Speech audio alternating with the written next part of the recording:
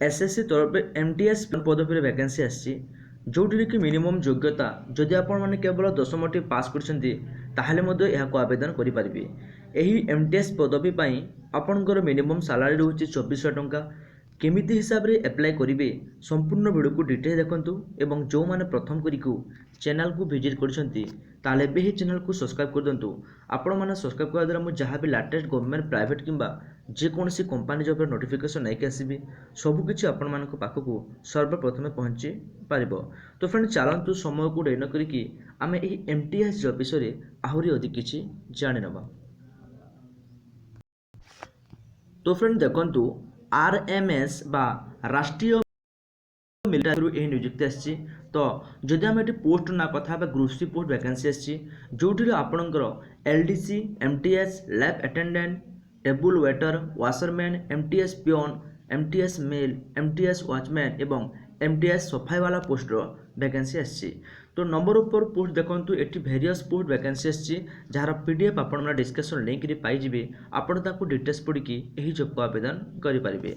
तो फ्रेंड एवं देखो यही जॉब आपंकर मिनिमम सालारी कौन रोचे 19,900 टू आरंभ करके 63,200 टंका पर्यंत आपंकर सालारी रोचे जोटा कि एलडीएस पोस्ट पाई एवं जो माने MTS lab attendant table waiter washerman MTS peon MTS mail guard MTS watchman MTS सफाई वाला अप्लाई कर मासिक दरमा देखो 18,000 टू 56,900 टंका भितर दरमा रोचे।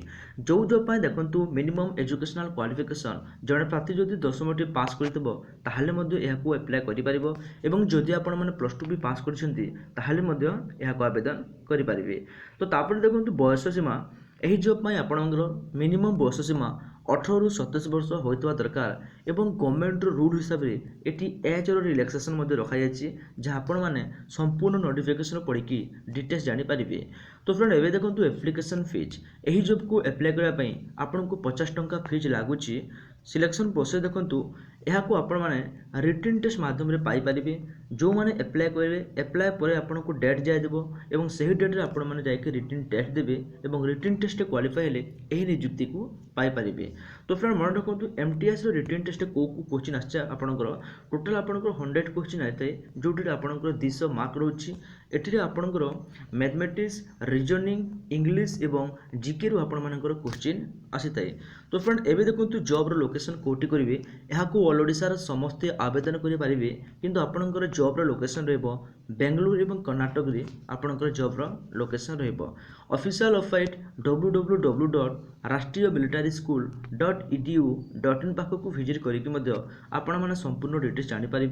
तो एवं देखो यार इंपोर्टाट डेट कौन रोचे यह बर्तमान स्टार्ट होगलानी एवं लास्ट डेट पर अप्लाई 24 फेब्रुआरी 2021 भितर यहाँ आपण मैंने अप्लाई करनी। तो फ्रेंड एवं देखो इंपोर्टाट लिंक जदि आपण मैंने ऑफिशियल नोटिफिकेशन बा एप्लिकेशन पीडीएफ को डाउनलोड करने को चाहते ताको क्लिक करके आपण मैंने डाउनलोड करेंगे। जदि आपण मैंने डायरेक्टली ऑफिशियल लिंक को जावाक चाहते आपण मैंने ऑफिशियल लिंक को जाइपारे। तो फ्रेंड एटा मिलिटारी स्कूल पक्षर एमटीएस पोस्ट वैकेंसी। तो आशा करुँच आपण मानक निश्चित रूप से यही वीडियो किसी भी हेल्पफुल होती। जदि आपण मानक यही वीडियो किसी भी हेल्पफुल होती वीडियो को लाइक करूँ चैनल को सब्सक्राइब करूँ और सांगसाथी को शेयर करवा जेपर जमार भूलु ना। जदि किसी भी डाउट रोचे निहाती भाव में कमेंट सेक्शन जनातु मुझे रिप्लाय निश्चित रूप देवी। धन्यवाद।